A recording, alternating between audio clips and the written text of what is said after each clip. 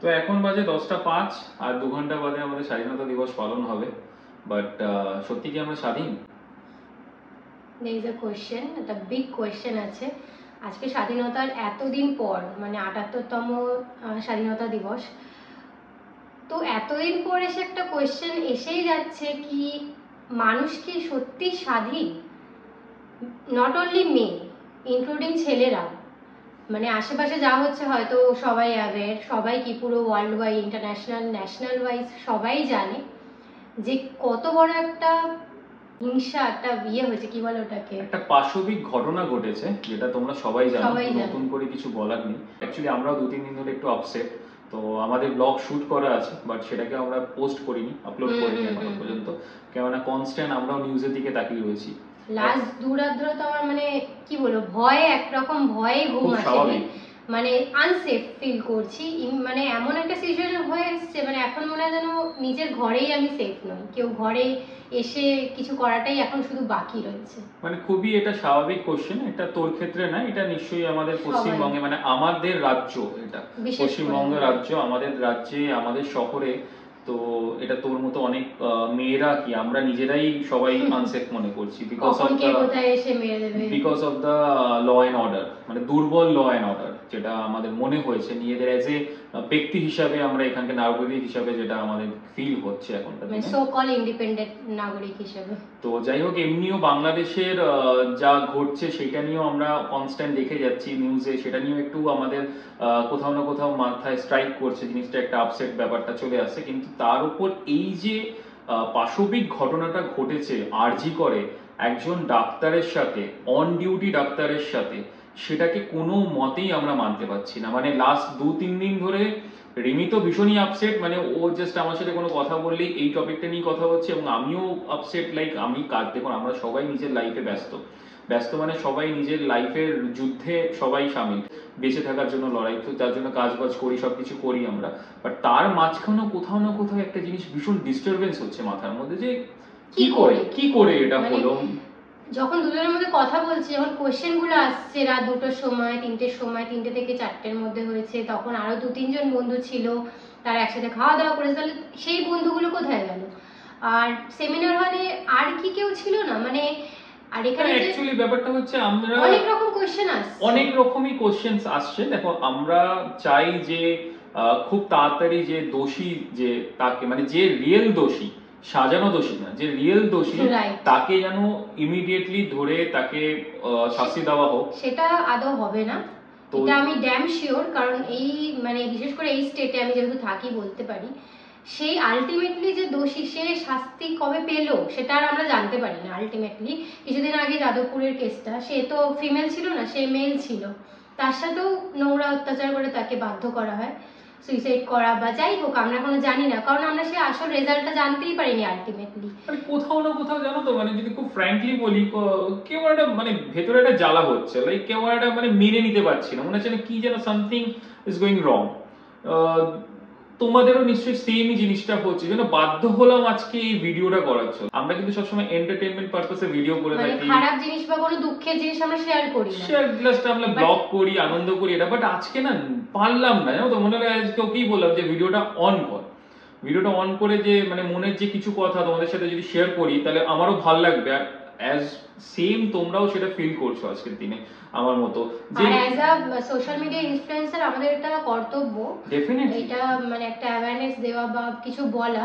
আর সবথেকে main important, যেহেতু কালকে 15th অগস্ট, জানি না আমরা স্বাধীন কিনা, কোশ্চেন আছে, তো আর 2 ঘন্টা বাকি। তো পুরোপুরি এটা ন্যাশনাল ওয়াইজ আজকের ডেটে 14th অগস্ট 2024 রাত 11:55 পুরো কলকাতা নয়, ন্যাশনাল ওয়াইজ একটা বড় সমায়াত হচ্ছে, একটা প্রতিবাদ আন্দোলন আমরা করব। একটা সমায়াত হবে, বড় বড় সেলিব্রিটি থেকে শুরু করে নরমাল নাগরিক সবাই, নট অনলি ডক্টরসরা, সবাই আসছেন। তো আমরাও তার জন্য, ছোট থেকে বড় নির্বিশেষে সবাই আসছে, বিভিন্ন জায়গায় হচ্ছে, তো আমরাও সেটাতে আজকে শামিল হব। এই জন্য আমরা 11:55 মধ্যে আমরা ওই বিশ্ব বাংলা গেটে ওখানে একটা জমায়েত হচ্ছে। 11টা থেকে অ্যাকচুয়ালি প্রত্যেকটা জমায়েত হয়ে জায়গায় যাবে। হচ্ছে, আমাদের বাড়ি থেকে এটা কাছে, আমাদের ফ্ল্যাট থেকে এটা কাছে, তাই তো আমরা এখানে যাচ্ছি। ওই জন্য আমরা রেডি হয়ে ভিডিওটা শুরু করেছি, যে ভিডিওটা শুরু করে আমরা জাস্ট এক্ষুনি বেরিয়ে যাবো, আমরাও ওই মিছিলে আমরাও যোগদান করব। বাট তার আগে যে জিনিসগুলো বলার ছিল সেই জন্য ভিডিওটা অন করা। যেমন আমি ভাবতে পারছি না, আরজি করটা না মানে রিমির বাড়ি থেকে খুব কাছে, লাইক ও থাকে হচ্ছে ওই বাগুইহাটি সাতগাছি ওই দিকটা, তো ওখান থেকে আরজি কর একদম কাছে। আর আরজি করার মতো জায়গা যেখানে সব সময় লোক, মানে রাত্রি 2টো হোক 3টে হোক 4টে হোক, সেখানে কি করে হয়? তাও আবার একটা অন ডিউটি ডক্টর, সেই ডক্টরটার উপর এটা কি করে ঘটলো সেটা তো মানাই যাচ্ছে না। আর তারপরে আবার ডক্টরটা যখন মানে ওর যে পোস্টমর্টম রিপোর্ট, পোস্টমর্টম তো ছেড়ে দে, সঙ্গে সঙ্গে পরের দিন মর্নিং এ ঘোষণা করা হলো এটা সুইসাইড। তার বাবা মাকে কল করা হলো যে আপনার মেয়ে সুইসাইড করেছে। কি করে আপনি এটা বলতে পারলেন? তারপরে ও যে পোস্টমর্টম রিপোর্টে যে যেই পরিমাণে স্পার্ম পাওয়া গেছে, ইটস মেইন যে শোনার পর তো জাস্ট আমি মানে মাথা আমার, তো এটা পুরোপুরি ভাবে মানে আমাদের কাছে পরিষ্কার যে ওখানে একজন নয়, ওখানে একের অধিক লোক ছিল।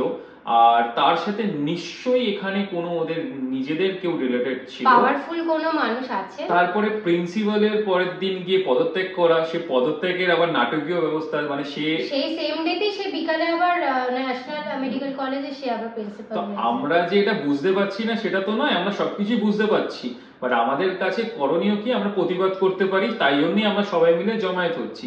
বাট আমার কাছে একটাই অনুরোধ, যে যেন যে আসল দোষী তাকে তুলে ধরা হোক এবং তাকে ইমিডিয়েটলি শাস্তি দেওয়া হোক। বাট ওই সাজানো দোষীকে নিয়ে তারপরে তো আমি দেখছি যে যে প্রমাণগুলো রয়েছে, যে সেমিনার হলে এত বড় একটা কাণ্ড হলো, সেটার মধ্যে রেনোভেশন হচ্ছে এখন। মানে এগুলো কি, আমরা কোন রাজ্যে কোন দেশে বাস করছি? পাওয়ার যার হাতে, বলে না, যার হাতে পাওয়ার রয়েছে সে তার মিসইউজটাই করে। বাট আজকে দিনে সত্যি কথা বলছি, we are very মানে ফিলিং ভেরি আনসেফ এবং ভীষণ ইনসিকিউর ফিল হয়। রাস্তাঘাটে এখনো বেরালে এমন এমন ঘটনা হয়, সবাই গাড়ি, আগে ব্যাঙ্গালোরতে একটা মেয়েকে কিভাবে মারা হলো, মানে জাস্ট না তার উপর আবার আমার একটা জিনিস হাসি লাগছে, যে অনেকে আবার বলছে যে মেয়েটা কেন অত রাতে সেমিনার হলে গিয়ে কি করছিল, মানে সেমিনার হলে যদি সে রাতের বেলা যায় তাই জন্য তার রেপ হয়ে যাবে? মানে কোনো মেয়ে যদি কাজের সূত্রে রাতের বেলা ইন্ডিপেন্ডেন্ট নয়, মানে সে রেপ হয়ে যাবে, মানে তার কোনো রাইট নেই। আর তাকে নিয়ে কোশ্চেন করছে সমাজের কিছু ব্যক্তি, যে এত রাতে সে কি করছিল। হয়তো মেয়েদের জামা কাপড় পরা থেকে শুরু করে চাল চলন থেকে শুরু করে অনেকেই কোশ্চেন্স করে, ঠিক আছে কোশ্চেন্স করুক, বাট তাই বলে তার উপর এরকম পাশবিক অত্যাচার? আমরা কোথাকার স্বাধীন দেশে বাস করছি? আমার এইটা না ভীষণ, আমরা দুজনেই ডিস্টার্ব। তো যাই হোক, আমাদের মনের কথাটা আজকে না বললেই পারতাম না, তো ওই জন্যই ভিডিওটা করা। এখন অলরেডি বেজে গেছে, চলো আমরা তাহলে আমি এখন এখান থেকে বেরিয়ে যাব, যেতে আধা ঘন্টা লাগবে, তো ওখানে যাই, ডেফিনেটলি যাব ওখানে আজকের দিনে, কেননা যতই কাজ থাকুক আমরা সবকিছু ছেড়ে এটাতে যাব, এটা আমাদের দরকার as a social media influencer হিসাবে। আমি এছাড়াও নাগরিক হিসাবে 100 বার মানে সবাই এটা, নিশ্চয়ই হয়তো তোমরাও সবাই যাচ্ছ ওখানে, অনেকের সাথেই দেখা হবে, তোমরা সবাই যাচ্ছ, তো আমাদের একটু নিজেদের অ্যাওয়্যার হওয়া উচিত এই ব্যাপারে, কেননা নিজেদের সত্যি খুব আনসেফ ফিল করছি। তো আমরা এইমাত্র এলাম বিশ্ব বাংলা গেটের সামনে, এই যে সামনে গেট। বিশ্বাস করবে না, এত লোক এসছে এখানে, দলে দলে লোক এসছে, মানে এখন বাজে 11:15 তো আমার ঘড়ি ঠিক আছে, হ্যাঁ 11:10 মতো বাজে। দলে দলে লোক এসছে, এত ভালো লাগছে যে এত লোক আমাদের মতো অ্যাওয়্যার সবাই এসছে এখানে প্রতিবাদের জন্য, খুব ভালো লাগছে। সামনে গিয়ে যদি ভিডিও নিতে পারি ডেফিনেটলি অন করবো ভিডিওটা।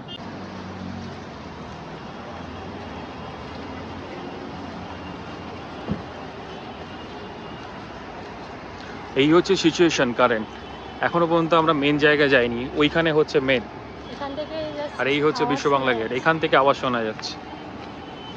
মানে এই জাস্ট নাও গাড়ি ঘোড়া পুরো জাস্ট স্টপ হয়ে গেল, মানে সব গাড়ি ব্যাক করতে হচ্ছে।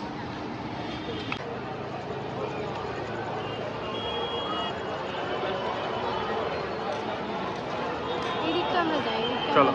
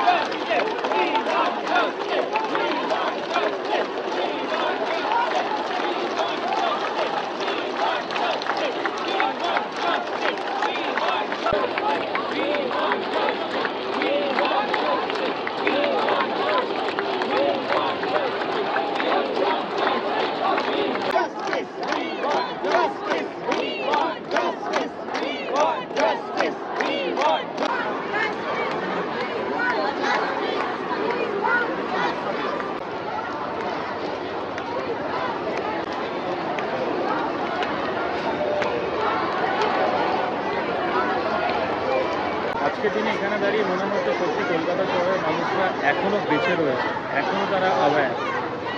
সত্যি এখানে এত মানুষ জমায়েত হয়েছে, সেটা দেখে এত ভালো লাগছে। ডেফিনেটলি উই ওয়ান্ট জাস্টিস, আর সবারই এটা স্লোগান চলছে। যত মানুষ রয়েছে এখানে দেখো, সবারই মুখে একটাই slogan, we want justice and on immediate basis.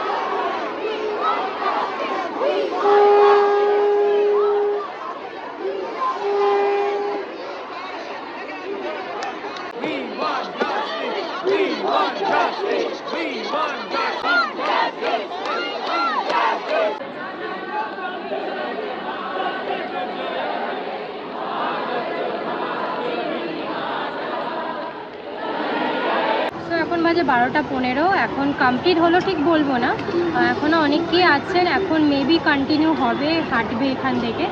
তো মানে এখানে এসে এত ভালো লাগলো যে কলকাতার প্রায় ম্যাক্সিমাম লোক এখানে এসে জমায়েত হয়েছে।